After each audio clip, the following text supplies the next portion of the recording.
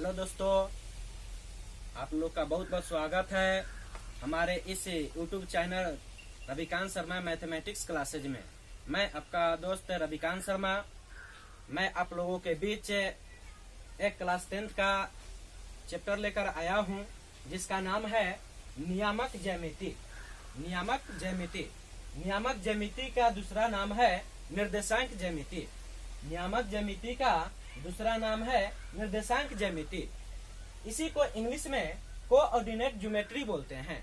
इसी को इंग्लिश में कोऑर्डिनेट ज्योमेट्री बोला जाता है। या इसका दूसरा नाम है वैश्लेषिक ज्यामिति। वैश्लेषिक ज्यामिति, जिसको इंग्लिश में बोले तो एनालिटिकल ज्योमेट्री बोलते हैं। एनालिटिकल ज्योमेट्री बोलते हैं। एक बार और ध्यान से सुनिएगा। हम लोग को आज से पढ़ना है नियामक ज्यामिति। क्या पढ़ना है? नियामक ज्यामिति, जिसका सेकेंड नाम है निर्देशांक ज्यामिति। निर्देशांक ज्यामिति, इसको इंग्लिश में कोऑर्डिनेट ज्योमेट्री बोलते हैं। इसको इंग्लिश में कोऑर्डिनेट ज्योमेट्री बोलते हैं। इसी का दूसरा नाम है वैश्लेषिक ज्यामिति, या बोले तो निर्देशांक ज्यामिति का सेकेंड नाम वैश्लेषिक ज्यामिति। इसको इंग्लिश में एनालिटिकल ज्योमेट्री बोलते हैं। इसको इंग्लिश में एनालिटिकल ज्योमेट्री बोलते हैं। और इसमें को पढ़ने के लिए हम लोगों को सबसे पहले चतुर्थांश के बारे में पढ़ना होगा, यानी क्वाड्रेंट के बारे में। तो आप लोग को सामने यहाँ पर दिखाई दे रहा होगा फिगर। इसमें हम लोग इस वाले रेखा को y अक्ष बोलते हैं और इस वाले रेखा को x अक्ष बोलते हैं। इसको मूल बिंदु बोलते हैं। मूल बिंदु बोलते हैं। इसको इंग्लिश में ओरिजिन बोलते हैं। इसको मूल बिंदु बोलते हैं। इसको इंग्लिश में ओरिजिन बोलते हैं। इसका नियामक 0,0 होता है। मूल बिंदु का नियामक 0,0 होता है। यहाँ से इधर आने पर x अक्ष धनात्मक होता है। यहाँ से ऊपर जाने पर y अक्ष धनात्मक होता है। और यहाँ से इधर जाने पर x अक्ष ऋणात्मक होता है। और यहाँ से इधर आने पर y अक्ष ऋणात्मक होता है। जैसा कि आपको यहाँ पर बताया गया है।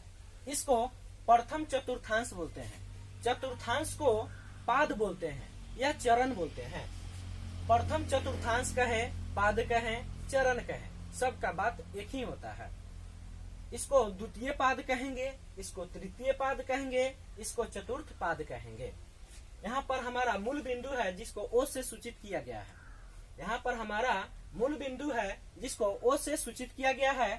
यहाँ पर देखिएगा, इधर से जाने पर हमको धनात्मक दिशा, यहाँ से नीचे आएंगे तो ऋणात्मक, यहाँ से ऊपर जाएंगे तो धनात्मक, इधर आएंगे तो ऋणात्मक दिशा हमारा मिलेगा।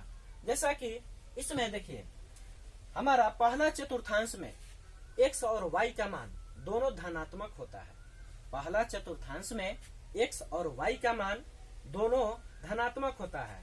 दूसरिका में x माइनस होता है और y प्लस होता है। दूसरिका में x माइनस होता है और y प्लस होता है। तीसरिका में x माइनस और y भी माइनस। चतुर्थ में x प्लस और y माइनस। बोले तो प्रथम चतुर्थांश में प्लस प्लस, द्वितीय में माइनस प्लस, तृतीय में माइनस माइनस, चतुर्थ में प्लस माइनस। अर्थात कहने का मतलब है हमारा चतुर्थांश 4 प्रकार के होगा। प्रथम चतुर्थांश, द्वितीय चतुर्थांश, तृतीय चतुर्थांश और चतुर्थ चतुर्थांश।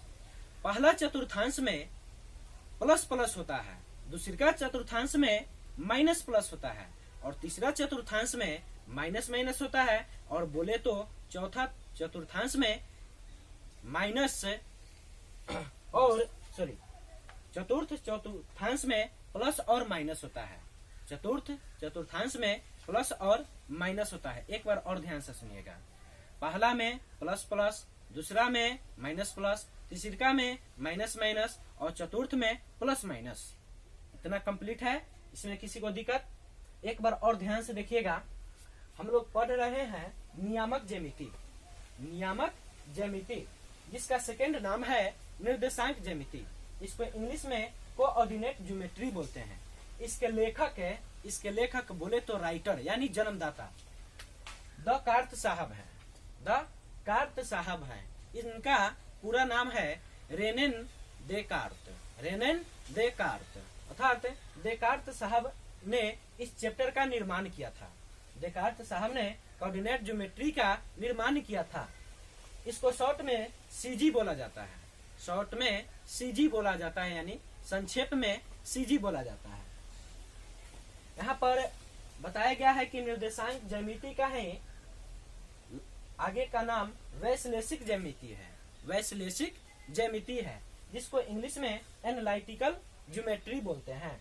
यहाँ पर हमारा एक एक्स अक्ष है, यहाँ वाई अक्ष, यहाँ पर एक्स डैश अक्ष है, यहाँ पर वाई डैश अक्ष है।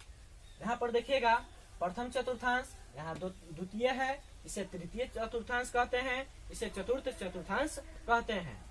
हमारा यहाँ मूल बिंदु है। क्या है? मूल बिंदु है। यहाँ से ऊपर के तरफ जाने पर धनात्मक मिलेगा, यहाँ से इधर आने पर हमको धनात्मक मिलेगा, इधर जाने पर फिर ऋणात्मक मिलेगा और यहाँ से फिर नीचे आएंगे तो हमको ऋणात्मक मिलेगा।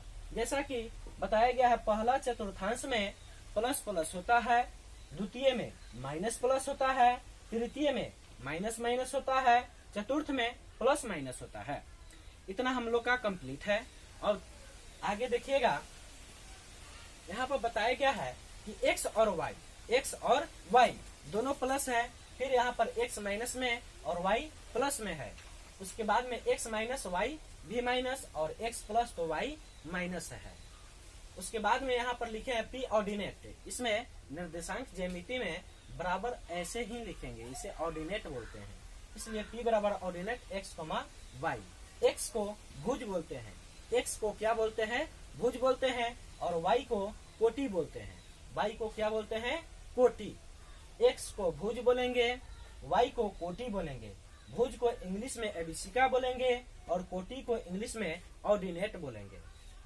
यहाँ पर जैसा कि बताए हैं p बराबर 3,6, p बराबर 3,6, इसमें हमारा x का मान 3 होगा और y का मान 6 होगा। x का मान 3 होगा और y का मान 6 होगा। एक और देखिए p बराबर -3,7 है। p बराबर -3,7 है तो x का मान बताइए कितना होगा? -3।